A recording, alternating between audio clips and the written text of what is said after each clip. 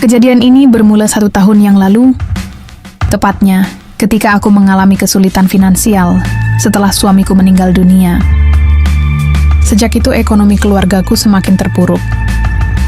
Tak ada lagi yang mencari nafkah karena memang pendapatan utama adalah dari upah suamiku yang notabene seorang teknisi elektronik panggilan dari rumah ke rumah.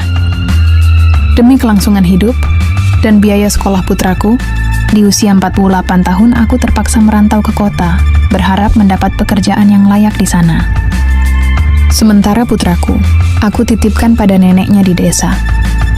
Karena tak punya keahlian apa-apa, aku harus bangga dengan pekerjaan sebagai pembantu rumah tangga saja. Tak sampai 1 bulan, aku tinggal di penampungan penyalur pembantu, hingga akhirnya aku diterima bekerja di sebuah keluarga seorang pejabat kaya. Di sana, sudah ada 2 pembantu lain yang bertugas bersih-bersih rumah dan memasak. Yang bertugas bersih-bersih adalah seorang wanita muda yang bernama Minul. Ia juga baru bekerja 5 bulan lamanya, sehingga aku bisa banyak belajar darinya. Selain itu, juga ada Maita, pembantu yang bertugas memasak dan belanja kebutuhan dapur. Ya, dan pekerjaanku di sana, yaitu membantu Maita setiap harinya. Majikanku, Pak Harjo dan Bu Harjo, memiliki 2 putra. Yang sulung, Dimas, sudah kuliah di sebuah universitas ternama. Sementara yang terakhir, Dodit, masih SMA kelas 2. Kedua anak majikanku tersebut biasa memanggil Kumbok, seperti halnya mereka memanggil Minul dan Maita. Selain itu, di sana juga ada sopir pribadi yang sudah agak tua, bernama Pak Jaya. Selama bekerja di sana, aku sangat kerasan.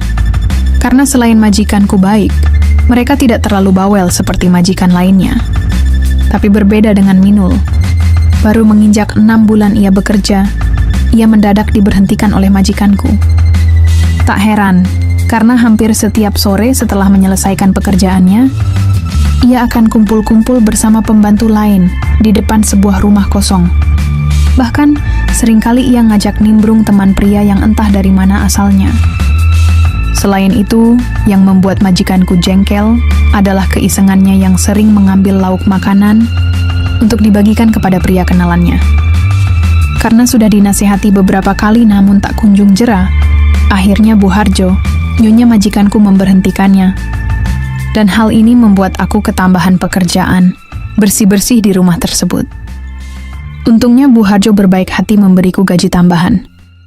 Tapi rupanya, aku jadi makin kewalahan ketika beberapa bulan kemudian, Maita mengalami kecelakaan saat ke pasar. Wanita tua itu sampai lumpuh dan tidak mampu lagi bekerja. Alhasil ia dipulangkan ke desanya dan diberi pesangon sesuai masa kerjanya. Saat itu Bu Harjo berjanji untuk mencari pembantu pengganti untuk meringankan bebanku. Tapi rupanya ia tak kunjung mendapat pengganti Maita. Sehingga akhirnya aku terbiasa dengan beban kerja yang cukup banyak tersebut. Beruntungnya, Bu Harjo kembali berbaik hati menambah gajiku berkali-kali lipat. Sampai-sampai aku bisa mengirim uang lumayan banyak untuk keluargaku di desa. Waktu pun berlalu, hingga tak terasa 1 tahun sudah aku bekerja di sana. Namun ada satu kejadian yang membuatku bimbang antara berhenti bekerja atau tidak. Dimas, putra sulung majikanku, memiliki kebiasaan minta puitzat. Tadinya aku tak ada pikiran lain padanya. Bahkan dengan senang hati aku membantunya. Memang sejak pertama kuliah, Dimas ini gemar meminta bantuanku. Dan katanya bantuan tersebut membuatnya lebih baik. Bu Harjo yang mengetahui hal itu pun kadang juga meminta bantuanku, dan beliau pun mengatakan hal yang sama seperti Dimas katakan tersebut. Sampai suatu ketika, kedua majikanku beserta Dodit, putra bungsunya, berlibur keluar kota selama 1 minggu lamanya. Dimas tak ikut, karena ada ujian kuliah yang tak bisa ia tinggalkan, katanya. Namun, aku benar-benar tak mengira jika kepergian majikanku itu adalah awal peristiwa bersejarah itu bermula. Sehari setelah keberangkatan majikanku, tepatnya siang harinya sepulang kuliah, Dimas meminta puitzat seperti biasa. Aku yang saat itu sedang memasak pun buru-buru meninggalkan pekerjaanku. Lalu tanpa prasangka apapun, kutemui dia di kamarnya. Dimas yang sedang nonton TV di kamarnya mendadak beranjak setelah tahu aku tiba di sana. Namun herannya, ia telah melefas buat siunya, membuatku bingung bercampur kahet. Biasanya ia tak pernah demikian sebelumnya. Tapi aku berusaha diam saja, dan berpikir mungkin ia gerah, karena saat itu cuaca memang sedang panas-panasnya. Tapi, saat aku hendak duduk di tepi di fan, mendadak ia juga meletakkan kabinet negara. Tentu saja hikmah kehidupan dunia fana tampak nyata di sana. Loh, Den, kok? Tanyaku kaget sampai-sampai aku tak bisa melanjutkan kalimatku. Biar lebih afdol, Mbok, ujar Dimas sambil merebuahkan dirinya. Dengan diliputi keraguan, akhirnya aku pun membantunya. Tapi sedetik kemudian, aku kembali dikejutkan tatkala TV yang ada di samping divan mendadak menyala. Ditambah siaran TV itu menayangkan sinetron muda-mudi asal negeri Sakura. Sebagai wanita yang hampir 5 tahun tak mendapat siraman rohani, hal itu sedikit banyak mempengaruhi pemikiranku. Sejenak, aku terpaku bahkan lupa jika seharusnya aku membantu putra majikanku. Loh Mbok, kok malah bengong? Suara Dimas membuyarkan lamunanku. Dengan jantung dag-dig-dug, aku kembali membantu, meski sebenarnya pikiranku masih tertuju pada suara dari sinetron di TV itu. Aku berusaha mengalihkan deswiran yang timbul saat itu, dengan memikirkan keluargaku yang ada di desa. Hingga tak terasa 1/4 jam berlalu. Selesai Den, Mbok kembali ke dapur ya, kataku. Loh, yang lain belum kan Mbok? Kata Dimas sambil berbualik. Sontak saja aku terkesiap dengan penampakan hikmah kehidupan dunia fana tersebut. Tapi dan ujarku terhenti. Wes talah Mbok, sahutnya dengan nada tinggi. Akhirnya aku kembali mengikuti saran tersebut, sambil mengalihkan perhatianku ke arah lain. Aku merasa jengkel, dengan sikapnya yang tak sedikit pun merasa sungkan padaku. Apalagi di tengah bantuan bencana tersebut, mendadak Dimas menaruh jemaruiku, lalu meletakkannya pada hikmah kehidupan dunia fana tersebut. Dan aku berusaha menghalau niat mulia tersebut, tapi Dimas bersikukuh melanjutkan tujuan baiknya. Jujur perasaanku campur aduk, antara penasaran dan sungkan. Penasaran karena memang sejak lama tak mendapat siraman rohani, tapi sungkan karena Dimas merupakan putra majikanku, apalagi usianya jauh lebih muda dariku. Dan apa kata Nyonya nanti? Ujarku berusaha mengingatkannya. Tapi bukannya menjawab, Dimas malah memintaku menunwuk. Dan serta-merta hikmah kehidupan dunia fana telah huap bumi semesta. Dan ujarku berusaha menghalau badai California. Namun semua percuma karena Dimas terlanjur hanyut dalam sungai Papua. Selama berumah tangga dengan mendiang suamiku, belum pernah sekalipun aku disarankan solusi masalah demikian. Tapi entah kenapa, aku yang semula enggan, justru berubah antusias menyambut niat baik tersebut. Entahlah, aku bingung pada diriku. Seharusnya aku bisa menghalaunya, tapi kenyataannya justru sebaliknya. Darurat, Bok, ujarnya. Hingga tak lama berlalu, Dimas tiba di pangkalan udara dengan memberi serta pundi-pundi rezekinya padaku. Suasana hening sejenak, dan begitu Dimas terdiam karena niat baiknya tadi, aku buru-buru pergi meninggalkan ruangannya. Mbok, tunggu, ujarnya, tapi kuabaikan panggilannya itu. Aku berlari menuju kamar dengan pikiran tak menentu. Sepanjang sore hingga petang, aku berdiam diri di sana. Ada rasa jengkel, malu, tapi beberapa tahun tak lagi skip ID pop-up. Rasa jengkel itu berangsur sirna. Paginya, aku yang baru selesai mandui, lagi-lagi dikejutkan dengan sikap putra majikanku itu. Dimas menunggu di bualik pintu kamarku dengan tampilan yang membuat Deswiran hadir kembali saat itu. Seluruh jajaran kabinet serta jabatan sudah tak lagi menaungi istana negaranya. Aden, kenapa di sini? Bukannya menjawab, ia justru terpaku pada handworkku.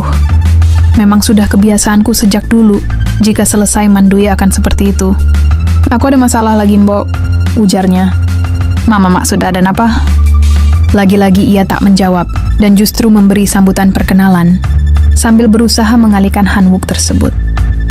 Dalam upaya pagelaran kesenian tersebut, tentu saja aku tak bisa memusatkan pikiranku.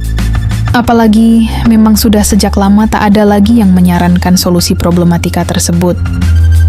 Aku hanyut dalam aliran sungai Papua, dan tak urung aku menyambut niat mulia nan ceria dengan menyiapkan saran serta solusi permasalahan yang sama seperti sebelum-sebelumnya. Rupanya Dimas begitu tekun orangnya, bahkan ketika ia berjalan ke arah rerumputan padang Sahara, nada dering ponsel Nokiaku pun begitu nyaring lantunannya. Dimas berusaha konsisten dalam menyarankan masalah-masalah tersebut. Bahkan ketika ia meletakkan hikmah kehidupan dunia fana pada wadiahnya, serta merta ceramah rohani dan lantunan qosidah pun ikut serta pula. Sampai-sampai aku bingung mendengarkan berbagai nada yang tercipta. Aku tiba di pangkalan udara sekitar 30 menit kemudian. Sementara Dimas menyusul beberapa detik setelahnya. "Terima kasih saran dan solusinya, Bok." Aku diam tak menjawab, karena sibuk mengatur lalu lintas angin. Sementara Dimas tiba-tiba beranjak tanpa berpamitan padaku. Aku tak tahu apakah harus jengkel atau berterima kasih dengan solusi permasalahan tersebut. Namun yang pasti rapat paripurna tersebut akan terus berlangsung, apalagi hanya aku dan Dimas selama beberapa hari di rumah. Sejak itu, aku dan Dimas tak lagi seperti pembantu pada majikannya. Tiada hari untuk absen rapat paripurna, menyelesaikan masalah serta problematika. Aku benar-benar telah larut dengan masalah-masalah yang sedemikian rupa. Bahkan darinya, aku banyak belajar tentang rumus-rumus baru, serta arti kekompakan dalam menerapkan masalah yang datang. Lama-lama aku terbiasa, dan Dimas pun juga bersyukur dengan perubahan sikapku, apalagi aku selalu ada saat masalah tersebut tiba. Dan ketika kedua majikanku kembali dari luar kota, aku dan Dimas masih bisa mengatur waktu untuk rapat paripurna menyelesaikan problematika. Aku memberikan kunci ruanganku, sehingga ia bisa datang saat ada masalah yang mengganggunya. Begitupun sebaliknya denganku. Mungkin sekitar 2 tahun keakraban tersebut terjalin, hingga suatu ketika Dimas membawa pacarnya ke rumah untuk dikenalkan pada orang tuanya. Sejak itu, Dimas berubah padaku. Memang sikapnya masih manis padaku, tapi hanya sebatas bercakap-cakap biasa. Tak ada lagi solusi dan problematika seperti waktu lalu. Semua berubah dalam sekejap saja. Seperti kucing menemukan ikan, sayur lodeh tak akan dimakan. Aku menyadari jika aku hanya seorang pembantu, dan tak seharusnya aku mempertanyakan perubahan sikapnya itu. Tapi sebagai manusia, aku pun cemburu. Namun aku berusaha mengabaikan perasaan itu. Sampai suatu ketika, rasa tersebut perlahan sirna. Saat aku mudik ke desa, seorang pria yang masih ada kerabat jauh denganku melamarku untuk jadi istrinya. Setelah menjalani masa perkenalan selama 3 bulan lamanya, kami pun menikah. Dari dia pula, aku diminta berhenti dari pekerjaanku sebagai pembantu, karena penghasilan suamiku sebagai seorang pedagang sayuran di desa sudah lebih dari cukup. Dengan demikian, aku menjalani hidupku sebagai ibu rumah tangga, memulai hidup baru, dan meninggalkan masa laluku yang suram itu. Meski begitu, memori baik bersama Dimas masih sulit untuk aku lupakan. Dimas telah memberikan kesan dan riwayat yang begitu mendalam. Aku tahu, semua yang pernah kulalui tersebut adalah keliru, tapi aku berusaha memperbaiki kehidupanku dan menyongsong masa depan bersama suamiku. Untuk kehidupan yang lebih indah tentunya. Demikianlah kisah yang pernah kulalui selama bekerja menjadi pembantu beberapa tahun yang lalu. Pesanku, setiap manusia pasti pernah melakukan kesalahan, tapi tak ada kesalahan yang tak bisa dimaafkan. Tinggal bagaimana kita menyikapi kesalahan itu dan menjadikannya sebagai pelajaran untuk lebih baik lagi.